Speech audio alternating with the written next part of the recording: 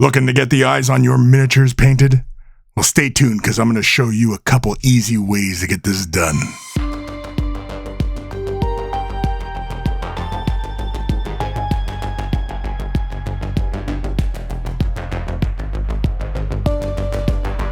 Hi there, Chris here with another quick tip for you all. In this video, we are going to take a look at painting eyes. And in fact, I'm going to show you two really simple, straightforward ways to paint eyes. To serve as our example, I'm going to use a Space Wolf model, but any suitable eyes that you're painting, this will apply. Now, for most techniques, this will work even up to things like, heroes, Space Marines, that kind of stuff. To get things started, I'm going to use some Abaddon Black, slap that onto the palette, and then I'm also going to use a bit of Millennium medium, just to thin it down, just a drop.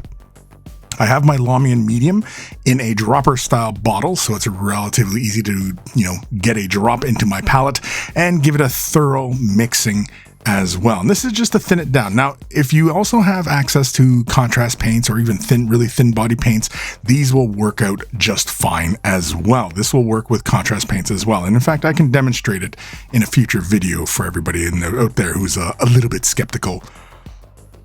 Really quickly here, I'm using a standard brush, just to demonstrate that you can paint eyeballs with even a standard brush.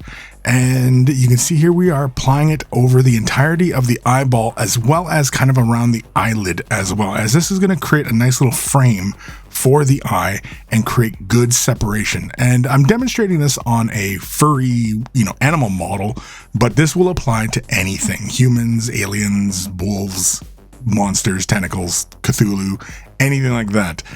Here you can see I'm just painting the other eye as well. I'm going to demonstrate two different techniques, one on each eye, so stay tuned for that. But the build up to it is, obviously you just fill in the eye, wait for it to dry, and then come in with your next color. Next color being Wraithbone.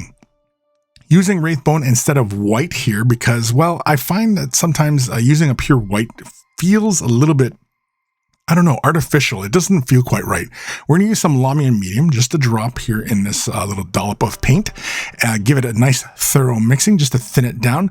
And with this color here, even though it is a base color, which tends to have quite a bit of pigment, I do find that they dry up fairly quickly. So you do have to work somewhat, steadily here and to get the color down. Using the standard brush still, draw it to a nice fine point on the palette. Just to draw it to a fine point is you can either turn the brush in your hand as you're drawing it through the paint, or you can draw the brush through the paint, turn it 180 degrees and draw it through the paint again, and it'll create a nice little chisel shape. And that actually makes this process a lot easier. As long as you can bring the brush to a nice fine point, you can achieve this. So on top of that black where the eyeball is, I'm creating two white or Wraithbone dots in that eye portion, so it's black in that center. But you can see I hit just a little bit too much Wraithbone on the right hand side of that eyeball.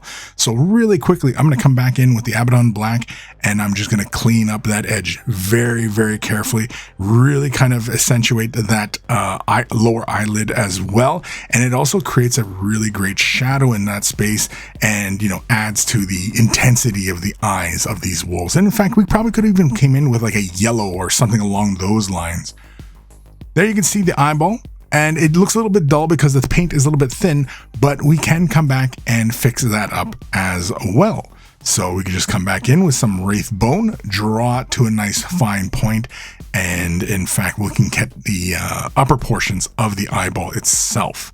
And in fact, that can also give us a little bit of a highlighting and shadow type effect as well. If we catch just the upper portion of the eye, it'll give us a bit of color depth in that eye. And in fact, for those out there who do struggle to get these fine details painted, fear not, just keep your hands steady and just keep trying and keep practicing. You will get it. You will, believe me. And you can see here how the eye looks. It looks like an eye. It looks like a doggy's eyeball anyway, right? But so anyway, on the other side of the eye, now normally for myself, I normally do not go about painting eyeballs that way.